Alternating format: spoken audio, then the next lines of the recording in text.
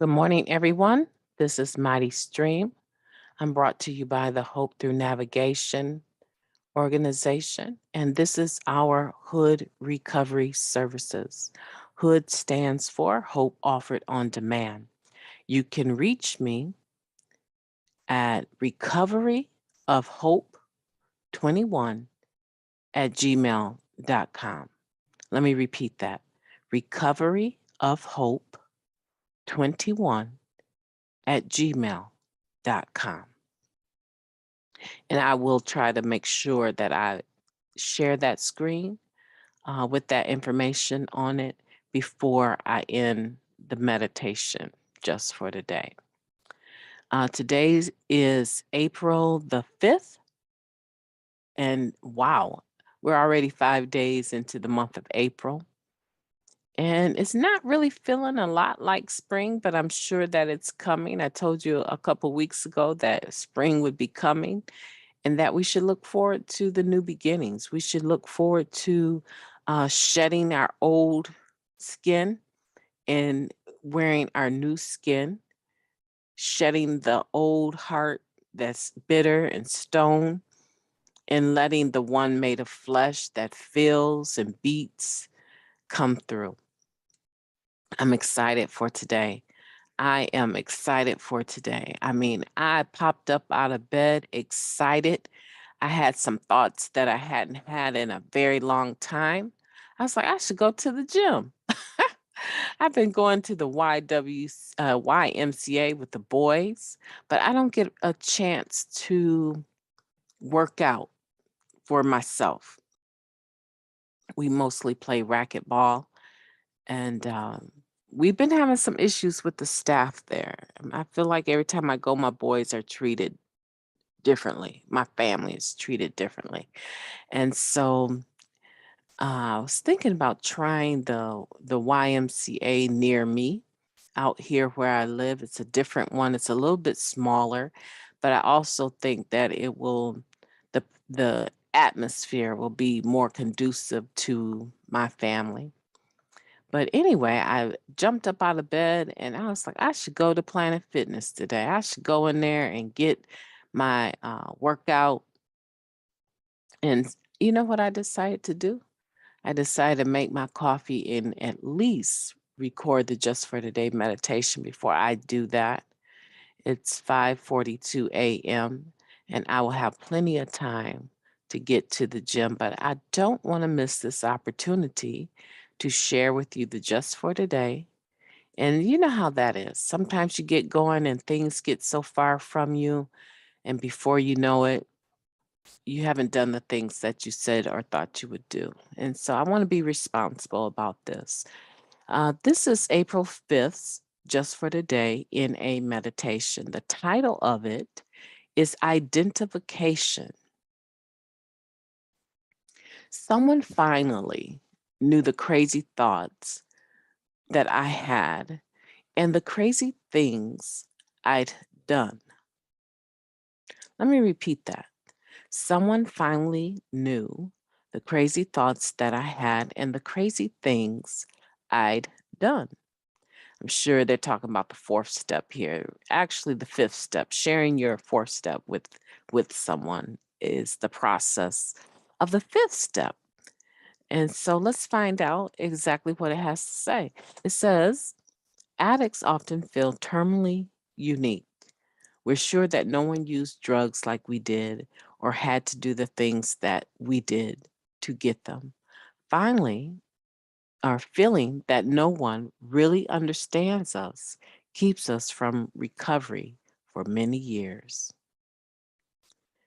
I want to repeat that. Feeling that no one really understands us can keep us from recovery for many years. This is powerful. Okay. But once we come to the rooms of Narcotics Anonymous, we begin to lose that feeling of being the worst or the craziest. We listen as members share their experiences. We discover that others have walked the same twisted path that we've walked and still have been able to find recovery, we begin to believe that recovery is available to us too. As we progress in our recovery, sometimes our thinking is still insane. However, we find that when we share the hard time we may be having, others identify, sharing how they have felt with such difficulties. No matter how troubled our thinking seems, we find hope when others relate to us, passing along the solutions they found. We begin to believe that we can survive whatever we're going through to continue on in our recovery. The gift of Narcotics Anonymous is that we learn we are not alone. We can get clean and stay clean by sharing our experience, our strength, and even our crazy thinking with other members. When we do, we open ourselves to the solutions others have found to the challenges we face. Just for today, I am grateful that I can identify with others. Today, I will listen as they share their experience, and I'll share mine with them. Wow. I like this meditation for today, and I'll tell you why. I feel like it normalizes the uncomfortable feelings and thoughts that individuals have. It normalizes what we may consider as the worst or the craziest feelings. It normalizes the ability or opportunity to share honestly with someone else or in a meeting.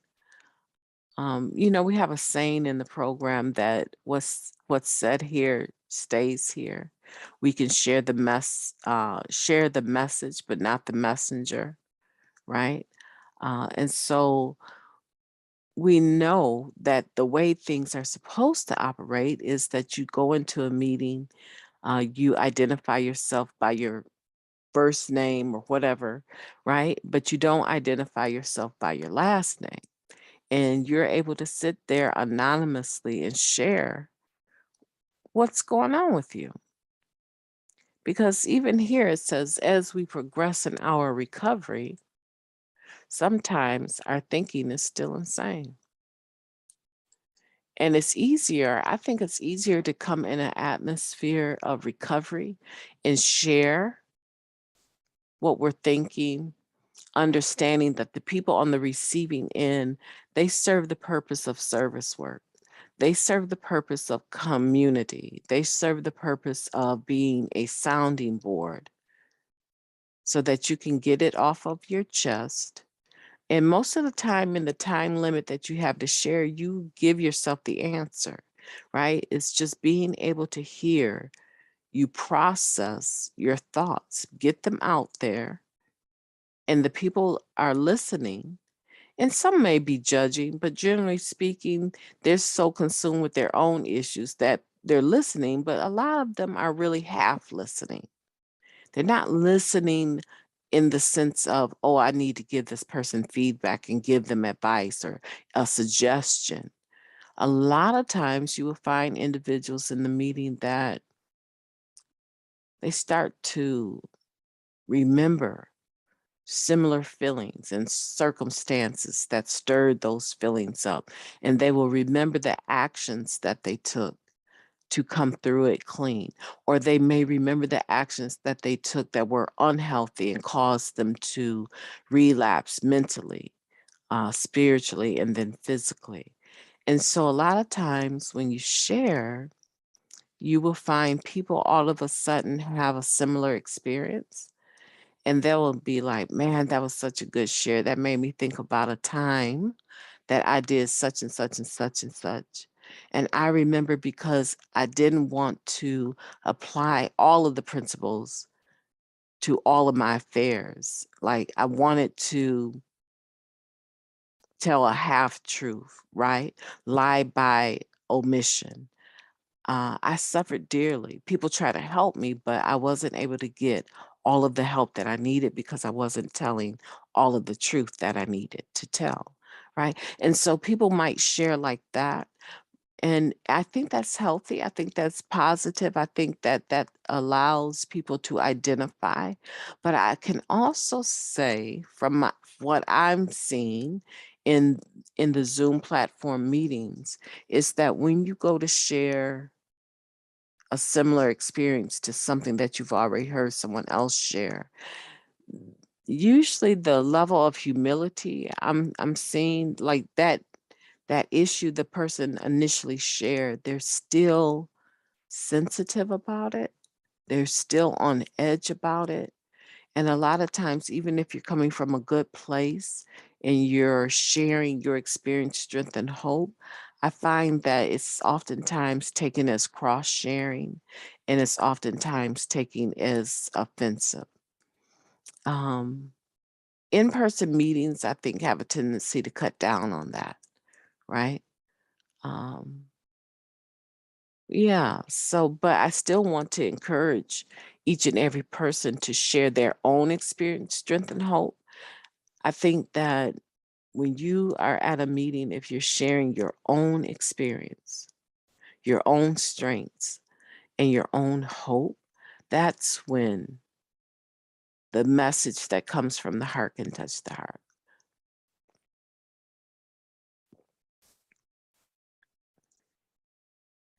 There's some meetings that I go to, I never share.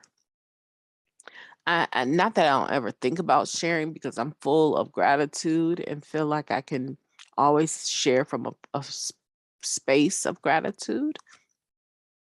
However, there's some meetings that I just sit and listen. I feel like my season of having to share at a meeting, at every meeting, is over. I feel like that season of desperation has passed. So when I go to a meeting, a lot of times I'm there because I want to be in the atmosphere of recovery, but I don't feel a need to share. It's very infrequent that I actually have gone to an in-person meeting and shared. And this isn't new. This isn't just since the pandemic. No, this has been going on for a few years now. I just enjoy being available to hear people, hear, where they're at, what they're going through, and sitting there in the service that I give, it comes in the form of listening intently. I really try to listen to people intently. Not so much like that stare down or that deep eye contact, but I just try to sit there and look their general direction, um, nod a few times, especially if they're saying something I can relate to. I try to just be there for others that way. Yeah, it works. There's sometimes something to hit my spirit, and I will share that. Um, this is funny. I've yawned like since I've started this. I've yawned like 10 times, and I'm just wondering, like I'm wondering, like the process of waking up, the beautiful process of being able to wake up. A lot of people didn't wake up today. But I was just thinking as I was yawning for the 10th time trying to do a podcast, I was thinking about how does the process of waking up relate to recovery?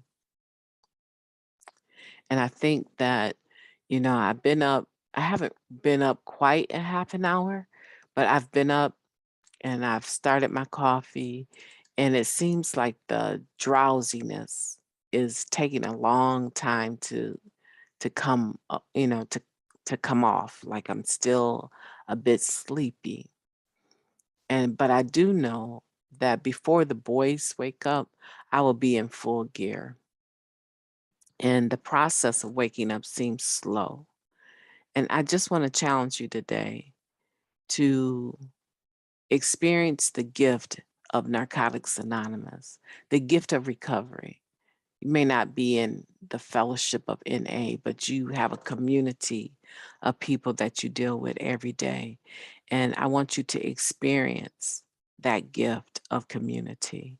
I want you to allow your coworkers or the people that you deal with every day to have input, have a say, like listen to their experience and then share yours, right? It says that this gift of Narcotics Anonymous is what is that we learn we are not alone. I want for today for you to, just for today, be grateful that you can identify with others. I want you to listen. I'm having a hard time highlighting what I want, but I want you to listen as they share their experience and then share yours. I want you to just try it. Even if it takes like 5 extra minutes to listen to them at the coffee pot. Even if it takes 5 extra minutes, I want you to go the extra mile with your neighbor today. I want for you to listen to them. And when they're done, and I will practice the same thing, when they're done sharing, I want you to take about 1 to 2 minutes sharing something that comes from your experience. You can start it out like when they're done, you could say, okay, say maybe it's a mother who has lost her son to gun violence. And maybe you have a nephew that you've lost to gun violence. Or maybe you have a loved one that you recently lost to some poor health or old age. So when they get done sharing, I want it to look something like this so that it's genuine. If you've experienced something similar, right, related to gun violence, you can indicate that. But if not, and you've just lost someone through some other reason, I want you to say, wow, thank you for sharing that with me. I know that must have been a very difficult, or that is a difficult time for you. You know, I don't have the same experience, but I can relate to the feeling of loss. I can relate to the grieving. You know, my grandmother just passed away, and she and I were very close. So I want you to go into your experience that you can relate to, right? I want you to share it just briefly. It doesn't have to be long and drawn out, but I want you to start building, help us build the spirit of community, help us build the spirit of love and listening and giving, right? It's time for all of us to understand that we're no longer locked down. We're not locked down anymore in this pandemic. And we can indeed start taking time to meet people. You can still wear your mask if you want to, but to meet people where they're at, meet them at the coffee shop, meet them at the coffee pot, and have a conversation about a little or a lot. Oh, I'm rhyming this morning. I'm having a good morning. I'm starting to come to myself. I hope that you have a beautiful day. I am most certainly going to make this April 5th the best April 5th that you've ever had. I plan to. Talk to you tomorrow. Thank you.